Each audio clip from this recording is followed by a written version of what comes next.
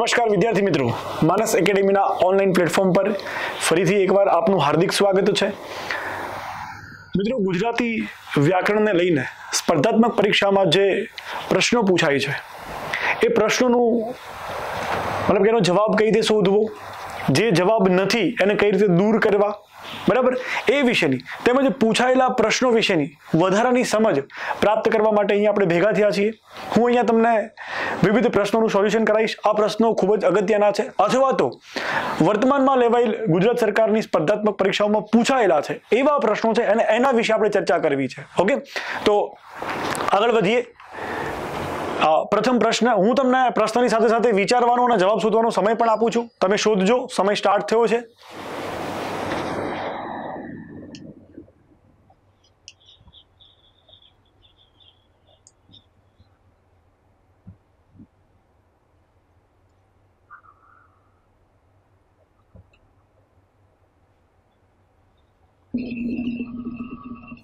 Okay વિદ્યાર્થી મિત્રો, તમારો સમય પૂરો, હવે મારો સમય ચાલુ, બરાબર ને?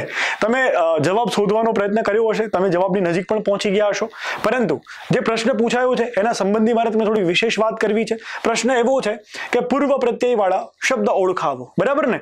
પહેલા એ સમજી લઈએ પ્રત્યય એટલે શું. તો કે ભાઈ કોઈ પણ પદ અથવા તો આખ્યાતિક પદ હોય, ક્રિયાપદ હોય, એની આગળ કે પાછળ લગાડવામાં આવે છે એને પ્રત્યય કહેવાય છે. આવા પ્રત્યય લગાડવાથી શું થાય?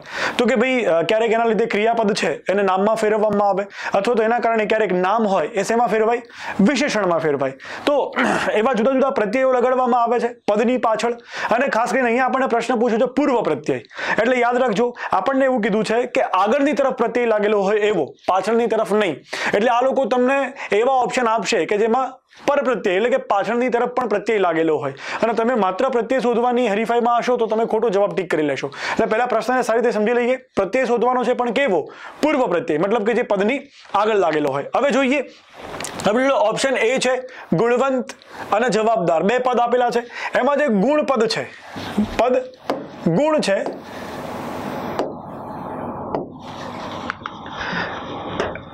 એની પાછળ પર પ્રત્યય લગાવેલો છે એટલે કે વંત, અને જવાબની પાછળ પણ પર પ્રત્યય લગાવેલો છે દાર, એટલે આ જવાબ બનશે નહીં. ઓકે, એના પછી બી જોઈએ. બી માં પણ પદ છે ગુણ, એની આગળ પ્રત્યય લગાવેલો છે પૂર્વ પ્રત્યય એટલે કે અવ, અને બીજો ઓપ્શન મતલબ કે બીજો જે પદ છે નસીબ, એની આગળ પ્રત્યય લગાવેલો છે બદ, મતલબ કે આ બંને પૂર્વ પ્રત્યય વાળા પદમાં પૂર્વ પ્રત્યય લાગેલા છે.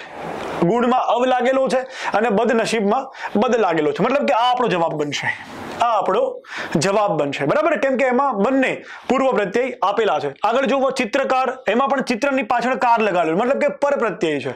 જમાદારની પાછળ જમાની પાછળ દાર લગાવેલો છે, બરાબર ને? મતલબ એ પણ શું છે? પર પ્રત્યય છે. પછી અહીંયા જુઓ નસીબની પાછળ દાર લગાવેલો છે, એ પણ પર પ્રત્યય છે. અહીંયા ગુણની પાછળ વાન લગાવેલો છે, એ પણ પર પ્રત્યય છે. મતલબ કે બી ઓપ્શન જે છે એ આપણો જવાબ બને છે. બાકી બધામાં જે કોઈ પણ પ્રત્યય આપેલા છે એ કેવા છે?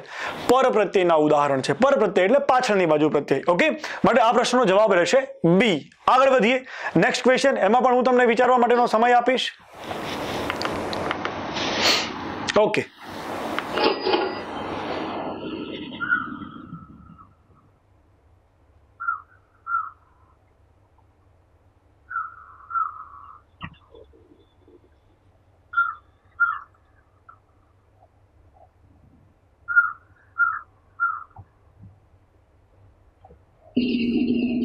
ઓકે વિદ્યાર્થી મિત્રો, તમારો સમય પૂરો થાય છે. પ્રશ્ન કંઈક એવો છે, નિપાત શોધો, અને પછી વાક્ય આપેલું છે માતૃભક્ત દત્તુની જીભ પછી ઉપડે જ શાની, બરાબર ને? હવે આપણને પ્રશ્ન પૂછ્યો છે નિપાત. નિપાત એટલે આપણે શું સમજીએ છીએ કે ભાઈ એવા પદ કે જે વાક્યમાં આવીને ભાર અથવા તો હદ અથવા તો મહત્વતા રજૂ કરે એને આપણે નિપાત કહીએ છીએ. આ નિપાત ઘણા બધા પ્રકારના હોય છે, પરંતુ આ વાક્યના સંદર્ભમાં જોઈએ તો એટલું સરળ અને એટલું ઇઝી વાક્ય આપેલું છે કે ખાલી આપણે નિપાત શું છે એવું સમજી બી ચૂક્યા હોય ને એકવાર, તો અન્ય જે ઓપ્શન છે ને એ કોઈ નિપાત વાળા છે જ નહીં, બરાબર ને? કોઈ નિપાત વાળા છે જ નહીં. જુઓ, જીભ છે, આ એક પદ છે, નિપાત નથી. આ શાની, બરાબર ને? પ્રશ્નાર્થ પદ છે, એ પણ નિપાત નથી. અને પછી એ પણ શું છે? એ પણ નિપાત નથી, એ પણ સંયોજક છે. મતલબ કે કોઈ નિપાત જ ઓપ્શનમાં નથી. એકમાત્ર ઓપ્શન છે જ. Option A. બીજા 3 ઇઝીલી એલિમિનેટ થઈ જાય છે. જો આ રીતે તમે નિપાતને સમજ્યા હોય તો તમારે મતલબ કે આનો જવાબ શોધવાની જરૂર નથી. માત્ર ને માત્ર તમારે ટીક કરવામાં જેટલો સમય લાગે ને એટલા સમયમાં જ તમે આ પ્રશ્નનો જવાબ ટીક કરી શકો છો. ઓકે, ખાસ કરીને નિપાતમાં ઓર એક વસ્તુ કે નિપાત એટલે શું, તો કે ભાઈ નિપાત એટલે એવી વસ્તુ કે જેને તમે વાક્યમાંથી દૂર કરો છતાં પણ વાક્યના અર્થમાં કોઈ ફરક પડે નહીં. તમે આમાં જને દૂર કરો તો એવું થાય માતૃભક્ત દત્તુની જીભ પછી ઉપડે શાની. બરાબર ને, મતલબ કે એનું જે અર્થ છે તો એમને એમ જ રહે છે. જ છે મતલબ કે નિપાત છે એ વધારાની વસ્તુ છે અને વાક્યને વધુ ભારદાર બનાવવા માટે મૂકવામાં આવે છે. ઓકે, નેક્સ્ટ ક્વેશ્ચન જોઈએ. તમારો સમય સ્ટાર્ટ થાય છે નેક્સ્ટ ક્વેશ્ચન માટે.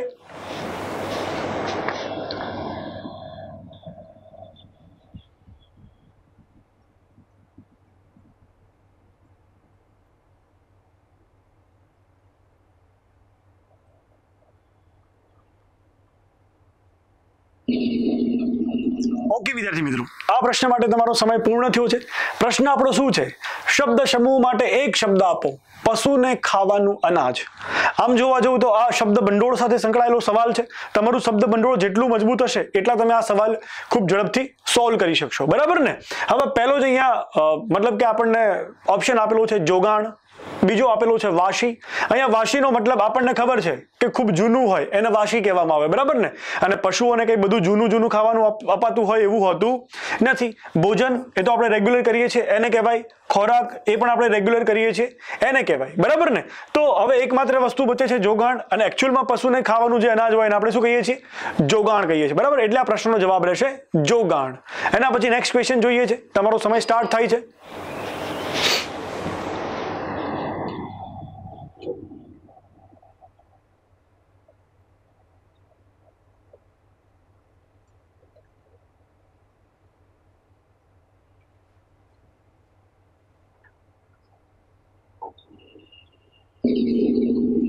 જી વિદ્યાર્થી મિત્રો, ફરીથી એકવાર તમારો સમય પૂર્ણ થયો છે. આપણો પ્રશ્ન એવો છે કે કૃષ્ણ છે મહાચોર, સ્મરણ માત્રથી જ ચોરી લે પાપ જન્મોના. આ પંક્તિનો અલંકાર ઓળખાવો, મતલબ કે આમાં અલંકાર ઓળખાવાનો છે. હવે આપણે ત્યાં પેપરમાં કયો જવાબ આવે એના કરતા કયું ના આવે એ આવડતું હોય ને તો ઓર મજા આવી જાય. અહીંયા જુઓ તમે, વિકલ્પ ડી શિરકધરા. હવે એકચ્યુઅલમાં આ અલંકાર આ પ્રકારનો કોઈ અલંકાર જ નથી. આ તો છંદનું નામ છે, મતલબ કે છંદનો પ્રકાર છે. આવા પ્રશ્નો પૂછાયેલા છે ગુજરાત સરકારની જ પરીક્ષામાં, સ્પર્ધાત્મક પરીક્ષામાં. મતલબ કે તમને ખાલી સારી રીતે અલંકારના અમુક વાર નામ બી આવડી જતા હોય ને તો પણ તમે પ્રશ્નની જવાબની નજીક પહોંચી જતા હોય છે. આગળ જોઈએ આ પંક્તિના સંદર્ભમાં શું વાત કરે છે. તો પહેલા તો અન્ય જે 3 રહ્યા અલંકાર ઓપ્શનમાં એ 3ની આપણને વિગતવાર માહિતી હોવી જોઈએ. અનન્વય અલંકાર શું કે છે? તો કે ભાઈ જ્યાં ઉપમેયની સરખામણી ઉપમેય સાથે જ કરવામાં આવે. મતલબ કે કૃષ્ણ એ કૃષ્ણ છે, માં એ માં છે. બરાબર ને. અબ્ધિ સમાન છે. એવા જે બધા વાક્યો છે કે જેમાં ઉપમેયની સરખામણી ઉપમેય સાથે જ કરવામાં આવે એને આપણે શું કહીએ છીએ? અનન્વય અલંકાર કહીએ છીએ. મતલબ કે આમાં ક્યાંય કૃષ્ણની સરખામણી કૃષ્ણ સાથે કરવામાં આવેલી હોય એવું છે નહીં, એટલે કે અનન્વય જવાબ રહેશે નહીં. એના પછી વ્યાજસ્તુતિ અલંકાર. વ્યાજસ્તુતિ અલંકાર શું છે? તો કે ભાઈ જેમાં 2 રીત છે. એક કે પહેલા તમે શરૂઆતમાં વખાણ કરો અને પછી એની નિંદા કરો. બરાબર ને. શરૂઆતમાં વખાણ કરો અને પછી એની નિંદા કરો, અથવા તો પહેલા એની નિંદા કરો અને પછી એના વખાણ કરો, તો થશે વ્યાજસ્તુતિ અલંકાર. બરાબર ને. એને બહાના હેઠળની પ્રશંસા અથવા તો બહાના હેઠળની નિંદા એવી રીતે ઓળખવામાં આવે છે. હવે તમે અહીંયા જુઓ, પહેલા આપણને શું કહે છે? કૃષ્ણ છે મહાચોર. મતલબ કે નિંદા થતી એવું લાગે. કોઈ એમ કે આ ચોર છે એટલે તમને કેવું લાગે? નિંદા કરી જો છે. પણ પાછળથી શું કહે છે? સ્મરણ માત્રથી જ ચોરી લે પાપ જન્મોના. મતલબ કે આ કોઈ સંપત્તિના ચોર નથી પરંતુ તમારા પાપ ચોરે છે. બરાબર, એટલે એને મહાન બતાવ્યું છે, એની પ્રશંસા કરી છે. ઇટ મીન્સ અહીંયા શું થઈ રહ્યું છે? પહેલા એની નિંદા થઈ રહી છે, પછી એનું શું થઈ રહ્યું છે? એની પ્રશંસા થઈ રહી છે. એટલા માટેનો જવાબ બનશે વ્યાજસ્તુતિ. બરાબર ને. આનો જવાબ શું બનશે? વ્યાજસ્તુતિ. હવે તમે કહો સાહેબ સજીવારોપણમાં શું છે? ભાઈ સજીવારોપણ એટલે આપણે ત્યાં ઘણી જગ્યાએ કોઈ વિદ્યાર્થીઓ એવું શીખતા હોય છે કે જ્યારે નિર્જીવ વસ્તુમાં સજીવનું આરોપણ થાય તો એને સજીવારોપણ કહે છે. પરંતુ આપણે આવું કંઈ ગોખવાની જરૂર નથી. સીધી વસ્તુ એવી સમજવાની છે કે એવી નિર્જીવ બાબતો કે જે સજીવના ભાવો કરવા માટે સમર્થિત નથી, મતલબ કે સક્ષમ નથી. બરાબર ને. મતલબ કે સજીવના ભાવો એટલે ક્રિયા, સજીવ જેવી ક્રિયા નથી કરી શકતા એવી ક્રિયા જ્યારે થતી બતાવવામાં આવે તો એને શું કહેવાય? સજીવારોપણ કહેવાય. બરાબર ને. સડક પડખું ફેરવીને સૂઈ ગઈ. બરાબર ને? હવે સડક પડખું ફેરવી પણ ના શકે ને સૂવી પણ ના શકે. એ ભાવ કોનો છે? સજીવનો છે. એવું ભાવ જ્યારે કોઈને કરતું બતાવવામાં આવેલો હોય તો એને સજીવારોપણ અલંકાર કહેવાય છે. હવે અહીંયા એવી કોઈ સજીવ નિર્જીવની વાત નથી, મતલબ કે સજીવારોપણ પણ જવાબ બનતો નથી. બરાબર ને? તો આ પ્રશ્નનો જવાબ રહેશે બી, વ્યાજ સ્તુતિ. એના પછી નેક્સ્ટ ક્વેશ્ચન ફરીથી તમને વિચારવા માટેનો સમય આપું છું.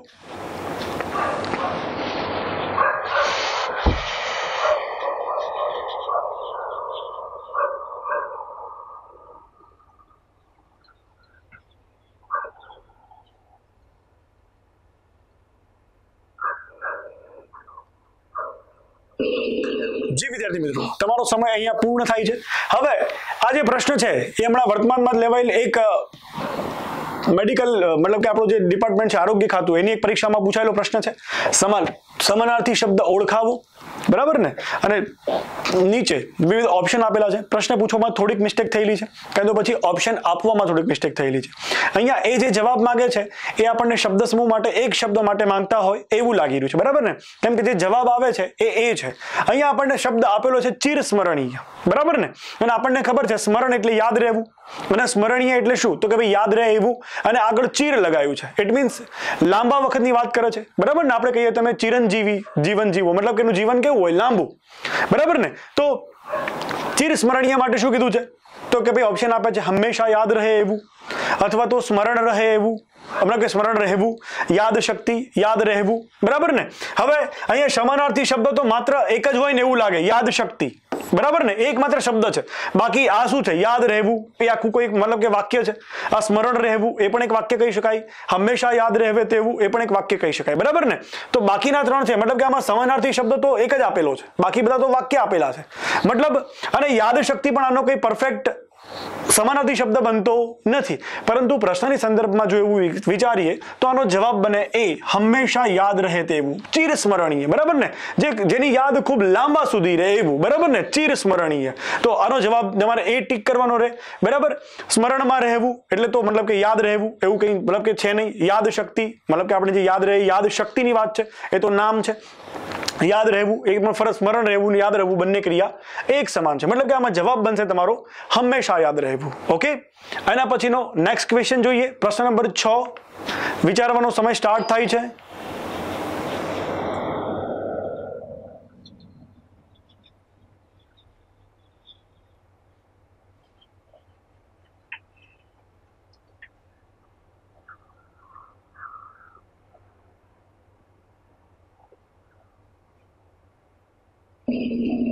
વિદ્યાર્થી મિત્રો, તમારો સમય પૂર્ણ થયો.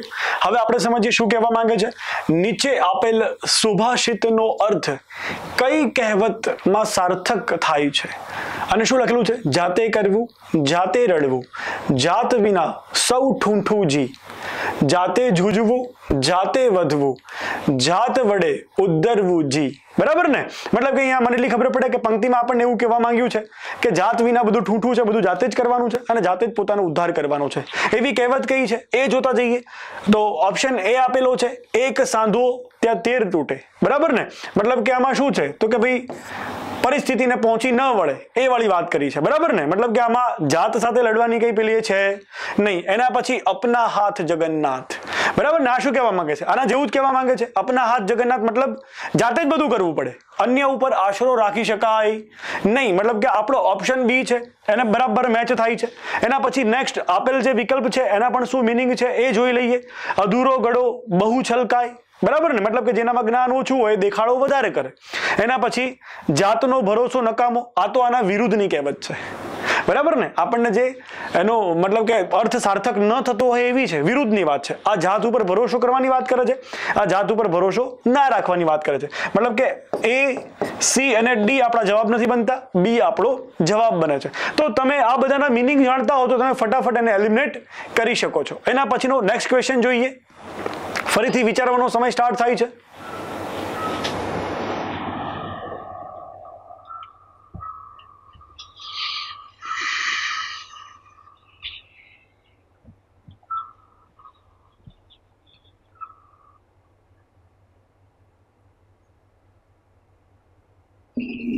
ઓકે, આમ તો શું કહેવાય, પ્રશ્ન એવો હતો કે એમાં કઈ વિચારવા જેવું હતું નહીં.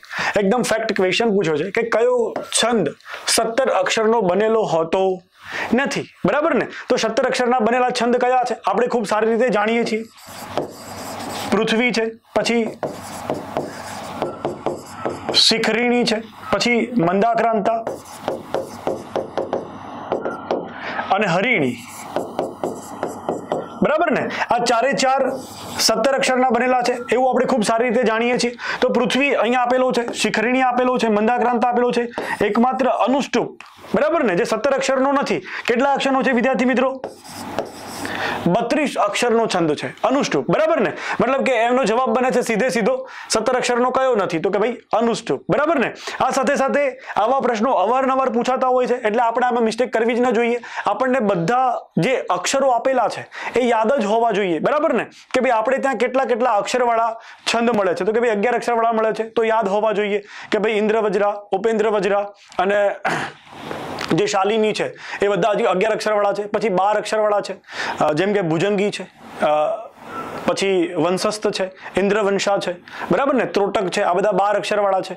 પછી 14 અક્ષરવાળો છે વસંત તિલકા, 15 અક્ષરવાળો છે માલિની, પછી 17 અક્ષરવાળા 4 આપણે કીધા એ, 19 અક્ષરવાળો છે શાર્દુલ વિક્રડિત, બરાબર ને? 21 અક્ષરવાળો શ્રગધરા છે, 22 અક્ષરવાળો ઉપજાતિ છે, બરાબર ને? આના સિવાય તમે સંખ્યા મેળમાં જાઓ તો 31 અક્ષરનો મનહર છે અને 32 અક્ષરનો અનુષ્ટુપ છે. આટલાના અક્ષર નિશ્ચિત છે, તો આટલું જ યાદ કરવાનું રહે. આના માટે કંઈ વિશેષ કરવાનું છે નહીં. ખૂબ ઝડપથી આમાં માત્ર તમને જવાબ ટીક કરવામાં જેટલો સમય લાગે એટલો આ પ્રશ્નના જવાબમાં સમય લાગે. એના પછી આગળ વધીએ.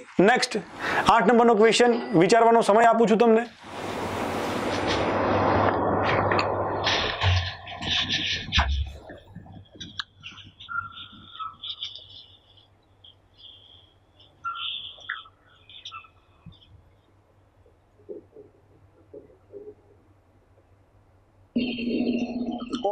ફરીથી તમારો સમય પૂરો થાય છે. કોણ બનેગા કરોડપતિ રમતા હોય એવું લાગી રહ્યું છે, બરાબર ને? તમે જવાબ શોધી શક્યા હોય તો ખૂબ સરસ વાત છે. હું તમને સમજાવું. આપણને પ્રશ્ન શું પૂછ્યો છે? નીચે આપેલ શબ્દનો સમાસ ઓળખાવો. હવે શબ્દ આપણને આપ્યો છે ચાતુર્માસ, બરાબર ને? ચાતુર્માસ શબ્દનો સમાસ શું થાય? જો તમને સીધો આવડતો હોય તો સીધો જવાબ ટીક કરવાનો રહે. ન આવડતો હોય તો અન્ય વિકલ્પ જે છે એ જવાબમાં આવે કે ન આવે એ તમારે ચેક કરવા પડે. જેમ કે પહેલો વિકલ્પ આપેલો છે તત્પુરુષ સમાસ, બરાબર ને? આપણને ખબર છે વિદ્યાર્થી મિત્રો તત્પુરુષ સમાસ છે એનું મૂળ ફેક્ટર શું છે? તો કે ભાઈ વિભક્તિ. શું છે?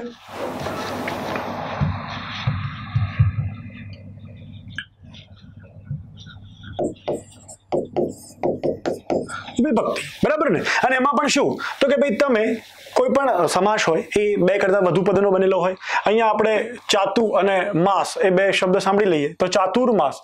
તો માસને તત્પુરુષમાં એવું હોય, તમે તત્પુરુષના ઉત્તરપદને પ્રશ્ન પૂછો તો તમને વિભક્તિથી જોડાયેલું પૂર્વપદ મળે. જેમ કે મરણ શરણ, તો કે ભાઈ શરણ પણ કોને શરણ? તો કે ભાઈ મરણને શરણ, બરાબર ને? એવું થાય તત્પુરુષમાં. આમાં તમે પ્રશ્ન પૂછો માસ પણ શેનો માસ? તો કે ભાઈ 4 મહિનાનો માસ. એવું કશું થાય? ના થાય. એટલે તત્પુરુષ નથી. દ્વંદ્વ. દ્વંદ્વ એટલે શું? તો કે ભાઈ અને કે અથવાથી 2 કે તેથી વધુ પદ જોડાયેલા હોય એને દ્વંદ્વ કહેવાય. અને દ્વંદ્વમાં જે કોઈ પણ પદ જોડાયેલા હશે બધા કેવા હશે? સમાન વ્યાકરણીય મોભાના, બરાબર? મતલબ કે એક નામ હશે તો બીજું નામ હશે, એક ક્રિયા હશે તો બીજું ક્રિયા હશે. પરંતુ અહીંયા 4 અને માસ એવું તો કંઈ જોડી શકાતું નથી. મતલબ કે દ્વંદ્વ પણ આવશે નહીં, બરાબર ને? કર્મધારય સમાસ. કર્મધારય સમાસમાં ઉત્તરપદ અને પૂર્વપદ વચ્ચે વિવિધ સંબંધ હોય છે. જેમ કે વિશેષણ વિશેષણનો સંબંધ હોય છે, ઉપમેય ઉપમાન સંબંધ હોય છે, બરાબર? ઉપમાન સાધારણ ધર્મ સંબંધ હોય છે, નામ સંબંધ હોય છે. ઓકે, પણ અહીંયા આપણને વિશેષણ વિશેષ સંબંધ જોવા મળે. જેમ કે ચાતુર એટલે 4 ની વાત કરે છે અને માસ, બરાબર ને? તો એ સંખ્યાવાચક વિશેષણ છે. પરંતુ આપણને ખબર છે કે જ્યારે કર્મધારય ની અંદર વપરાયેલું વિશેષણ સંખ્યાવાચક વિશેષણ હોય તો એવા કર્મધારય સમાસને આપણે કયો સમાસ કહીએ છીએ? દ્વિગુ સમાસ કહીએ છીએ. એટલે આને કર્મધારય ન ગણતા જવાબ બનશે દ્વિગુ સમાસ. ચાતુર્માસ એટલે કે 4 માસનો સમૂહ, બરાબર?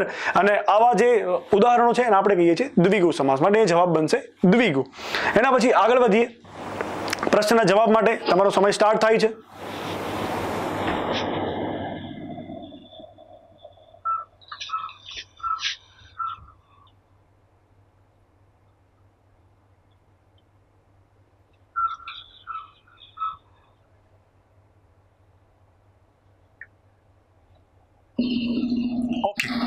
તમારો સમય પૂરો થાય છે. પ્રશ્ન શું પૂછેલો છે? નીચેનામાંથી રેખાંકિત સંજ્ઞા કયા પ્રકારની છે? કયા પ્રકારની સંજ્ઞા છે? વાક્ય આપેલું છે તમને, આગળ ગોરધન પાછળ સાજન, મનમાં મોહ ઉપજાવે, મોહની નીચે અંડરલાઈન કરેલી છે ભાઈ, મોહની નીચે અંડરલાઈન કરેલી છે. ઓપ્શન આપેલા છે જાતિવાચક, ભાવવાચક, સમૂહવાચક, વ્યક્તિવાચક. બરાબર ને? તમને પ્રશ્નનો જવાબ આવડતો હોય તો બહુ ઈઝી છે, ન આવડતો હોય તો તમને શું કહેવાય, આના વિશેની ખબર હોવી જોઈએ. બરાબર ને? સંજ્ઞા એટલે શું? તો કે ભાઈ આ સમગ્ર વિશ્વમાં જે કોઈ પણ પદાર્થ એક ચોક્કસ પ્રકારનું નામ ધરાવે છે એને સંજ્ઞા કહેવાય. બરાબર ને? જેના વિવિધ પ્રકારના મતલબ કે જેના વિવિધ પ્રકારો છે. જાતિવાચક સંજ્ઞાઓ કોને કહેવાય? તો કે ભાઈ બધી જે વ્યક્તિવાચક સંજ્ઞાઓ છે એની ચોક્કસ કોઈ જાતિનું નામ આપવામાં આવ્યું હોય તો એને જાતિવાચક સંજ્ઞા કહેવાય. જેમ કે સાબરમતી, નર્મદા, તાપી બધી જ શું છે? નદીઓ છે. તો એનું જાતિવાચક નામ શું છે? નદી છે. અને એનું વ્યક્તિવાચક નામ શું થાય? તો કે ભાઈ જે નર્મદા, તાપી, સાબરમતી જે નામ આપ્યું છે એનું વ્યક્તિવાચક નામ છે. બરાબર ને? તો જાતિવાચક નામ પછી વ્યક્તિવાચક નામ, એ બંને વિશે આપણે સમજ પ્રાપ્ત કરી. હવે જોઈએ ભાવવાચક નામ. ભાવવાચક એટલે કેવા? તો કે ભાઈ એવા અમૂર્ત, અમૂર્ત એટલે કે જોઈ ન શકાતા હોય. બરાબર ને? જોઈ ન શકાતા હોય એવી બાબતોને આપણે જે નામ આપ્યું છે એને કહેવાય ભાવવાચક નામ. જેમ કે હું એમ કહું પ્રેમ, તો પ્રેમ એ મહેસૂસ કરવાની વસ્તુ છે, તમે એને જોઈ ન શકો કે એને ટચ ન કરી શકો. બરાબર ને? એમ અહીંયા આપેલો છે મનમાં મોહ ઉપજાવે, તો મોહ એ કોના જેવો છે? પ્રેમ જેવો જ છે. મોહને તમે જોઈ શકો? ના જોઈ શકો. એને માત્ર તમે શું કરી શકો? મહેસૂસ કરી શકો. એટલા માટે એમાં શું કહેવાય? કોઈ મૂર્તપણું નથી, માત્ર શું છે? ભાવ છે. એટલા માટે એને કહેવાય ભાવવાચક સંજ્ઞા. બરાબર ને? જાતિવાચક જવાબ નહીં બને. બરાબર ને? કેમ કે અહીંયા કોઈ ચોક્કસ જાતિની વાત નથી કરેલી. બરાબર ને? એના પછી સમૂહવાચક. સમૂહવાચક સંજ્ઞા એટલે શું? તો કે ભાઈ એવા વ્યક્તિવાચક નામો અથવા તો પદાર્થો કોઈ ચોક્કસ ધ્યેય પૂર્ણ કરવા માટે, કોઈ ચોક્કસ ધ્યેય પૂર્ણ કરવા માટે ભેગા થાય એના સમૂહ કહેવાય. બરાબર ને? જેમ કે સૈનિકો ઘણા બધા ભેગા થયા કોઈ યુદ્ધ કરવા માટે અને પછી ટોળી બનાવી, તો ટોળી એક સમૂહ છે. બરાબર ને? એવી રીતે આક્રમણ કરવા માટે, મતલબ કે પથ્થરબાજી કરવા માટે ઘણા બધા વ્યક્તિઓ ભેગા થયા તો એને ટોળું કહેવાય. બરાબર ને? હવે તમે જુઓ જાતિમાં પણ ઘણું બધું ભેગું થાય. જેમ કે નદી આપણે કીધું જાતિ, તો એમાં સાબરમતી, તાપી, મહી બધી ભેગી થઈ. બરાબર ને? હવે હું એમ કહું ટોળું, તો એમાં રમેશભાઈ, પરેશભાઈ બધા ભેગા થાય. તો તમને એવું થાય સાહેબ જાતિવાચક ને સમૂહવાચક બે સમાન છે? ના, સમાન નથી. જાતિવાચકમાંથી કોઈ વ્યક્તિવાચક નામ જ્યારે બહાર નીકળે ને તો એ પોતાની જાતિ ચાલુ જ રાખે. જેમ કે હું તાપી કહું તો નદી તરીકેની એની ઓળખ ચાલુ રહેશે. મતલબ કે એ વ્યક્તિવાચક નામ છે અને નદી એ જાતિવાચક નામ છે. પરંતુ હું એમ કહું કે કોઈ એક ટોળું છે ને એમાં રમેશભાઈ છે, હવે હું રમેશભાઈને બાર અલગ વ્યક્તિ તરીકે દર્શાવું રમેશભાઈ, પણ શું એ ટોળું કહેવાશે? ના, એ ટોળું કહેવાશે નહીં. મતલબ કે અહીંયા રમેશભાઈથી જે સમૂહ તૈયાર થયો એને ટોળું કહેવાય, અને વ્યક્તિવાચક નામોથી કે જે જાતિ ધરાવતા છે એનાથી જે તૈયાર થયો એને કહેવાય જાતિવાચક નામ. ઓકે, અહીંયા આપણો જવાબ બનશે ભાવવાચક નામ. સમૂહવાચક મતલબ અહીંયા કોઈ સમૂહ પણ નથી અને વ્યક્તિગત તો કોઈ ઓળખ છે જ નહીં. બરાબર ને? કેમ કે અસ્તિત્વમાં ધરાવતું નથી, માત્ર એક ભાવ છે. ઓકે, એના પછીનો નેક્સ્ટ ક્વેશ્ચન, આગળ વધીએ, વિચારવાનો સમય આપું છું.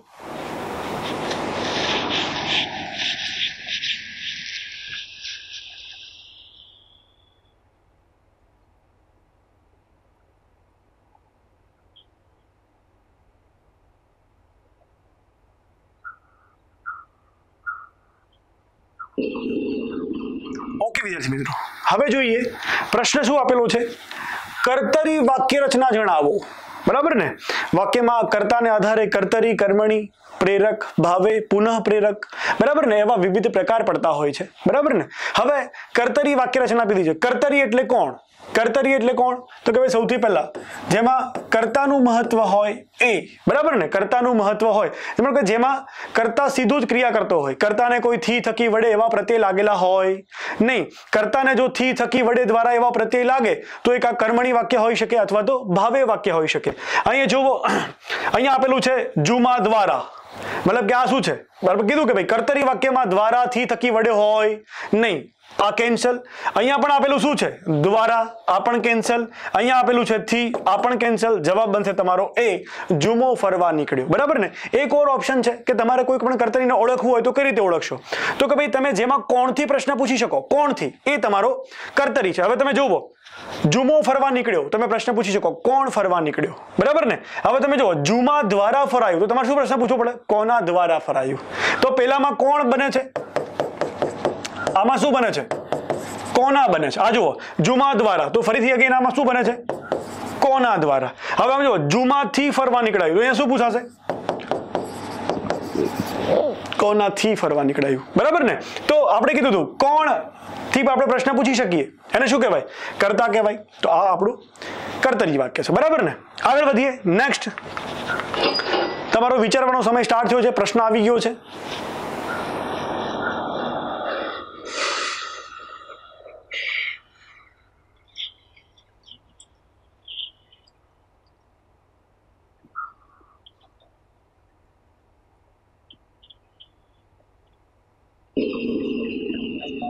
ઓકે વિદ્યાર્થી મિત્રો, તમે જવાબની નજીક કદાચ પહોંચી જ ગયા છો, કેમ કે એકદમ વન લાઇનર અને બહુ ઇઝી મતલબ કે વાત છે.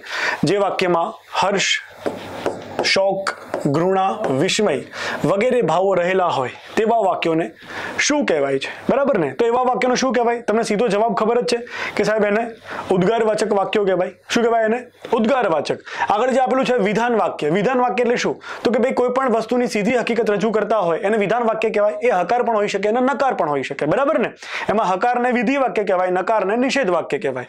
એના પછી પૂર્ણ વાક્ય, તો કે ભાઈ જેના અંતે પૂર્ણ વિરામ આવતું હોય એને પૂર્ણ વાક્ય કહેવાય. વિદ્યાર્થ વાક્ય એટલે કે જે કોઈ પણ વસ્તુ કરવા માટેની આપણને આજ્ઞા કરતું હોય અથવા તો સલાહ આપતું હોય એને આપણે કહીએ છીએ વિદ્યાર્થ વાક્ય, બરાબર? જેમ કે લાઈનમાં ઊભું રહેવું જોઈએ, બરાબર ને? એની પાછળ વ પ્રત્યય લાગે. આમ કરવું જોઈએ, ફલાણું રહેવું જોઈએ, ખાવું જોઈએ, એવું વ વાળું છે, એ બધા વિદ્યાર્થ છે. આપણો જવાબ બનશે ઉદ્ગાર. ઓકે, એના પછી નેક્સ્ટ તમારો સમય સ્ટાર્ટ થાય છે.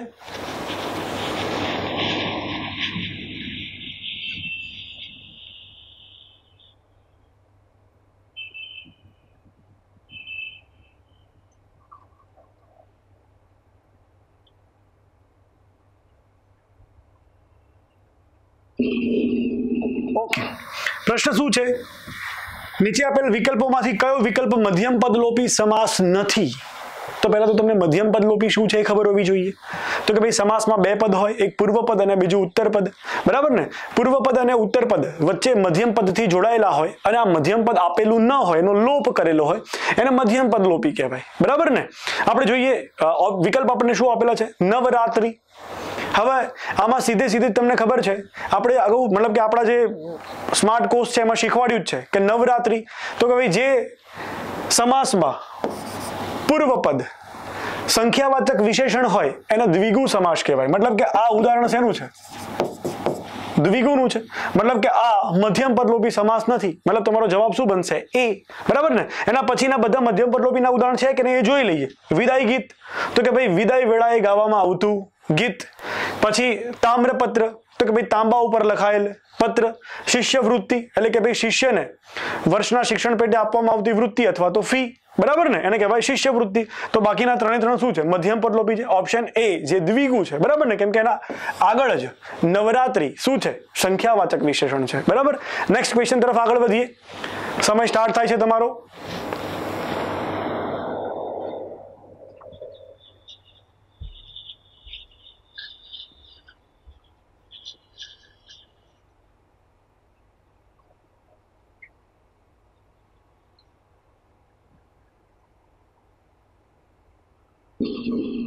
જી વિદ્યાર્થી મિત્રો, અહીંયા ફરીથી હું તમને કહીશ કે આ શબ્દ ભંડોળનો પ્રશ્ન છે, બરાબર ને? કે ભાઈ સમાનાર્થી શબ્દનો કયો વિકલ્પ સાચો નથી, બરાબર ને? મતલબ કે સમાનાર્થી શબ્દ હોય એવો વિકલ્પ શોધવાનો છે, બરાબર ને? બાંધવ એટલે બાંધવું, ખોટી વાત છે. બાંધવ એટલે સંબંધ, એ પણ ખોટી વાત છે, બરાબર ને? પછી બાંધવ એટલે ભાઈ, બરાબર? આ સાચી વાત છે. બાંધવ એટલે ભાઈ, બરાબર ને? જેમ કે આપણે કહીએ છીએ કે ભાઈ આપણે એકબીજાના બાંધવ, મતલબ કે આપણે એકબીજાના ભાઈ છીએ, બરાબર ને? એના પછી બાંધવ એટલે બંધન, આ પણ અગેન ખોટી વાત છે, બરાબર ને? મતલબ કે આપણો જવાબ બનશે સી, બાંધવ એટલે ભાઈ. ઓકે, આગળ વધીએ. નેક્સ્ટ તમારા વિચારવાનો સમય સ્ટાર્ટ થાય છે.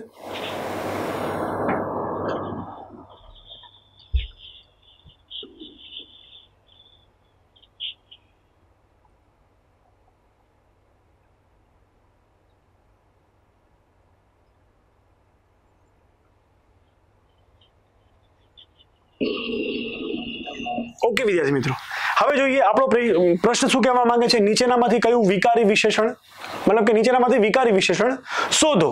હવે વિશેષણ છે એ બે પ્રકારના હોય છે, એક વિકારી અને અવિકારી. વિકારી કોને કહેવાય? તો કે ભાઈ સૌથી પહેલા આ વિશેષણ એટલે શું? તો કે ભાઈ કોઈ પણ નામની વિશેષ હકીકત. હવે આ જે નામ છે એની જાતિ અથવા તો એનું વચન એટલે કે એનું લિંગ અથવા તો વચન ફેરફાર થવાથી જે વિશેષણમાં ફેરફાર થતો હોય એને વિકારી વિશેષણ કહેવાય. બરાબર ને? હવે એ શોધવાનું છે. હવે માની લો કે અહીંયા વાત છે ઉજ્જડ. બરાબર ને? તો હું એમ કહું જમીન છે ને, જમીન સ્ત્રીલિંગ છે, તો હું એમ કહું જમીન ઉજ્જડ છે. બરાબર ને? હવે ખેતર છે એ પુલ્લિંગ છે. બરાબર ને? તો હું એમ કહું ખેતર ઉજ્જડ છે. મતલબ કે એમાં મેં લિંગ ચેન્જ કર્યું, કોઈ ફેરફાર થયો નહીં, મતલબ કે આ જવાબ બનશે નહીં. બરાબર ને? એ જવાબ બનશે નહીં. હવે માની લો કે ખાલી. બરાબર ને? હવે હું એમ કહું કે ભાઈ ગ્લાસ અથવા તો પ્યાલું, તો એ નપુંસકલિંગ છે, તો હું એમ કહું ખાલી છે, તો એ પણ મતલબ કે જે પવાલું છે એ ખાલી છે, કશું ફેર પડશે નહીં.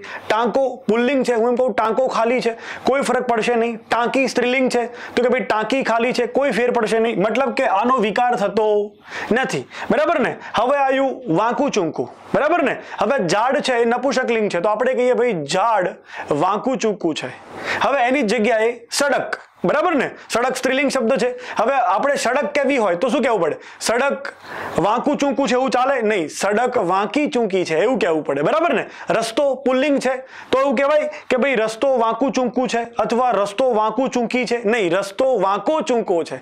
બરાબર ને? તો એમાં જેમ જેમ લિંગ બદલાય, જેમ જેમ લિંગ બદલાય એમ આ વાંકા ચૂંકું છે એના પ્રત્યયો પણ બદલાય છે. મતલબ કે આનો વિકાર થાય છે, આ વિકારી વિશેષણ છે. એવી રીતે કરુણને ચેક કરી લઈએ. બરાબર ને? તો કે ભાઈ કોઈ ગીત છે તો મતલબ કે નપુંસકલિંગ છે, તો ભાઈ ગીત કરુણ છે. બરાબર ને? કોઈ પાઠ છે એ પુલ્લિંગ છે, તો કે ભાઈ પાઠ કરુણ છે. મતલબ કે એમાં સ્ત્રીલિંગ પુલ્લિંગ કરતા કોઈ ફેર પડતો નથી, મતલબ કે આ વિકારી નથી. બરાબર ને? અહીંયા આપણને ખબર પડે એવા વિશેષણ કે જેમાં લિંગ અથવા તો વચનના ફેરફાર થવાથી એના વિશેષણમાં પણ ફેરફાર થાય એને વિકારી કહેવાય, ફેરફાર ના થાય એને અવિકારી કહેવાય. ઓકે, નેક્સ્ટ ક્વેશ્ચન તરફ આગળ વધીએ. વિચારવાનો સમય સ્ટાર્ટ થાય છે.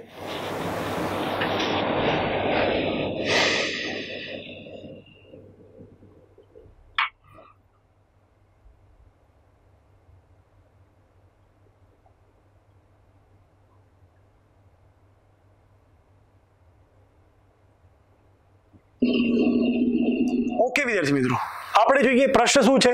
રમતા બાળકો વહાલા લાગે, રેખાંકિત કૃદંતનો પ્રકાર જણાવો. અને રમતા ને રેખાંકિત કરેલું છે. કૃદંત એટલે શું? તો કે ભાઈ કોઈ પણ ક્રિયાપદ છે એ માત્ર ક્રિયા રજૂ કરી શકે. જ્યારે આવા ક્રિયાપદોને નામ, ક્રિયા વિશેષણ, વિશેષણ અથવા ક્રિયા કરતા બતાવવા હોય તો એની પાછળ અમુક ચોક્કસ પ્રકારના પ્રત્યય લગાડવામાં આવે છે. અને આવા પ્રત્યય લગાડવાથી એ મતલબ કે જે ક્રિયાપદ છે એ નામનો અર્થ, ક્રિયા વિશેષણનો અર્થ અથવા વિશેષણનો અર્થ રજૂ કરતા થાય છે. એટલા માટે બરાબર ને? જેમ કે અહીંયા હું તમને કહું કે અહીંયા હું એમ કહું રમવું એક ક્રિયા છે, રમવું એક ક્રિયા છે, પરંતુ એની પાછળ તા પ્રત્યય લગાડ્યો અને કીધું રમતા બાળકો. હવે બાળક એ નામ છે, એની વિશેષ હકીકત શું? કેવા બાળકો? તો કે ભાઈ રમતા બાળકો. અહીંયા રમતને મતલબ કે રમવાની ક્રિયાને વિશેષણ સ્વરૂપે રજૂ કરાઈ, આને કહેવાય કૃદંત. એટલી તો ખબર પડી ગઈ હશે. ઓકે, કેમ કે એમાં કોઈ પણ પ્રત્યય લગાડીને એને વિશેષણ ને એવું બધું બનાવવામાં આવે, તો અહીંયા વિશેષણ બનાવેલું છે. ઓર આગળ વાત કરીએ, એને એવું કીધું છે કે રમતા બાળકો વહાલા લાગે. આમાં શું કહેવાય, કયા કૃદંતના પ્રકારનું છે આ એ શોધવાનું છે. તો સૌથી પહેલા આપણને ખબર છે કે ત પ્રત્યય લાગે, ત પ્રત્યય લાગે તો ઓલવેઝ શું હોય? ભાઈ વર્તમાન કૃદંત હોય. ત પ્રત્યય હોય તો વર્તમાન કૃદંત હોય. બીજું કશું કંઈ વિચારવાની જરૂર છે નહીં. બરાબર ને? એ સિવાય સંબંધક ભૂત કૃદંત, એમાં ઈ અથવા ઈને પ્રત્યય હોય છે. સંબંધક ભૂત કૃદંત એમાં ઈ અને ઈને કૃદંત હોય છે. સામાન્ય કૃદંત એને હેતવર્થ કૃદંત પણ કહેવાય. એને હેતુવર્ત કૃદંત પણ કહેવાય કે જેમાં કોઈ વસ્તુ માટેની મતલબ કે એમાં હેતુ રજૂ થયેલો હોય. બરાબર? એમાં વા અથવા વાને પ્રત્યય હોય છે.